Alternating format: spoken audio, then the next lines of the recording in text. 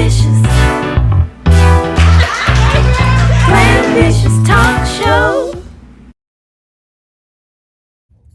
Hey everyone, welcome to another episode of the Glambitious Talk Show. I am your host, Lily Mae, and if this is your first time tuning in, make sure you visit theglamceo.com to check out the many opportunities we have to advance your business, like speaking at our events. And Miss Ashley was a speaker at the Glambitious Atlanta Conference celebrating my 10th anniversary year. So go ahead and introduce yourself. My name is Ashley Lovelace Cunningham. I go by the name of CEO Ash the Life Changer. I am a specialist in business credit and personal credit, and I have a plethora of other businesses as well. Yes, and so you are changing lives by helping people with their finances. Yes. So tell everyone exactly how New Credit Inc. helps people with their finances, with their credit, like exactly what they can learn from you, etc.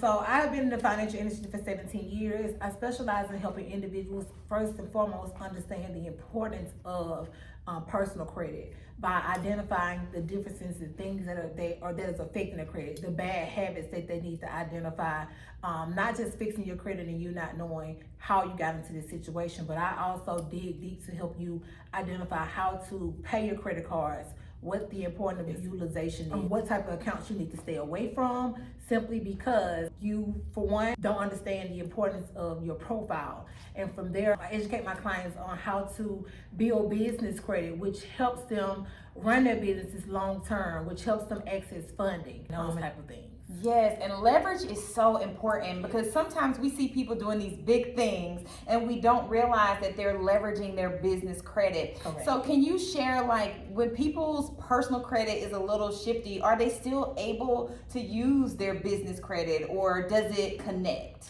So I will be completely transparent with you, Lily. When I first started building business credit, I would say about 8 years ago. The industry was totally different. You were able to access funding. I mean, like no tomorrow. You can walk into a bank and get funding. You can do applications online and get approved. And we all see on social media, everybody's talking about business credit, business credit. I'm not one of those gurus. I'm not going to tell you something that's going to lead you to walk into a bank and be embarrassed, right?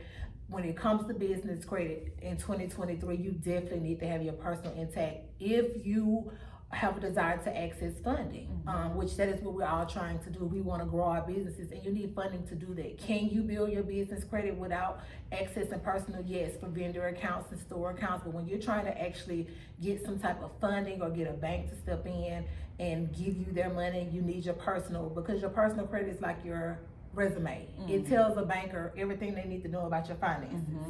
That is so good to know, because like you said, social media makes it look like you can just walk in the bank, give them that EIN number and come out with $1 million. Yeah, so that's not true. Thank you for clearing that up. And speaking of social media, how do you escape the pressures of social media? Because social media always kind of makes you feel like you're not doing enough. So how do you escape that pressure? For me, I live in my truth. I live in my truth. I stay in my lane. I live within my means.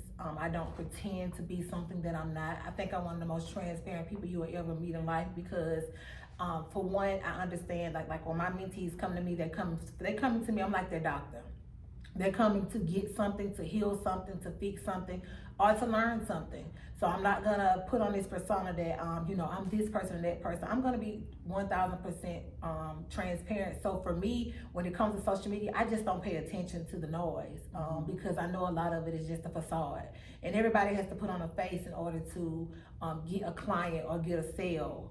I'd rather give you the truth, and I'd rather remain who I am, because one thing that I know, people buy into authenticity. They love authentic. And so I don't really tap into, I gotta be this person, or I gotta dress this way, or I gotta get, 1,000 cameras following me. If it's just my son doing content, you know what I mean? Like, so I don't pay attention to it. I just get on there for my focus. I get on there to impact. I love that because too often social media makes us feel like we're not doing enough. And like you said, much of it is the facade. Like there's so many ways. I remember there was like they called it the Bow Wow challenge, because I think he did something where it looked like he was going on a private jet, but he wasn't. Right. It was like a big hashtag. And he's a celebrity that actually has money. So I imagine that regular working professionals also sometimes maybe put those facades out, and in turn it ends up giving us like this invisible pressure, like I need to be doing more. So I think you have, you know, when you embrace who you are and be real, then it makes it easier to show up because you don't have to fake anything. Yes. I love that. I love that. So tell me, like, what are you looking forward to next? Because you've accomplished a lot. You've done a lot of things. So what is next for you? So next is for me, the last 3 years I have been working on a food delivery app, and it's called True Time. So we're in the phase of rolling it out here in Atlanta and Houston. And I'm really, really excited about it because when I first started working on this app, I didn't really have, what a lot of people would say, well, what's your vision for it? What's the plan? I wanted a food delivery app. I wanted to make money. My goal was billions, and this is my $1 billion baby.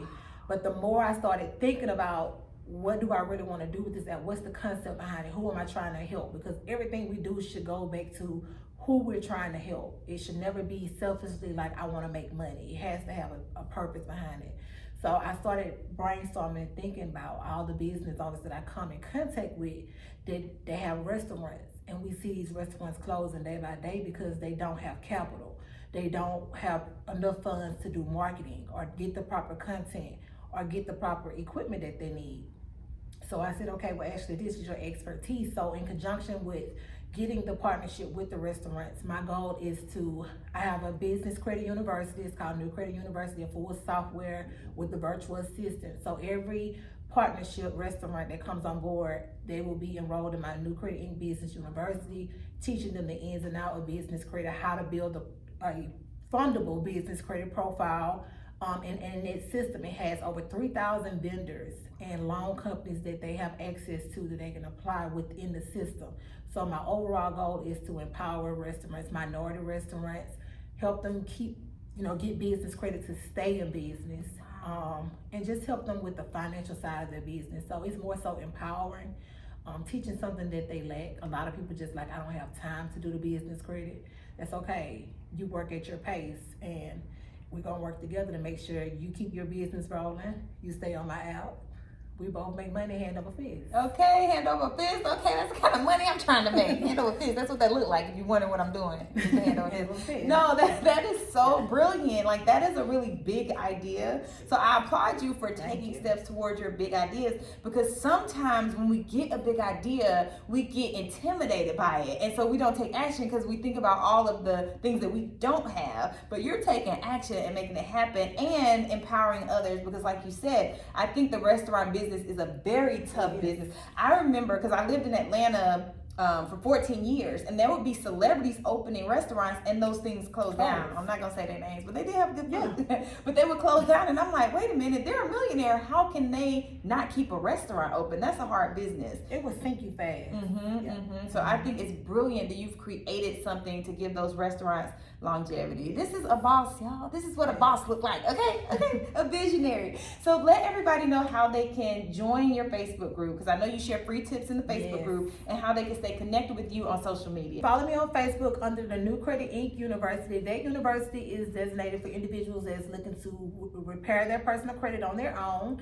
Also, I give a full step-by-step program where you can build your own business credit. And then I have the New Credit Inc. Business University, where all we talk about is business credit. We give tips, we give step-by-steps, we give new business accounts that you can add, give tips on how to apply for certain business accounts, what to put on the applications. You can follow me on Instagram under Ashley Lovelace Cunningham.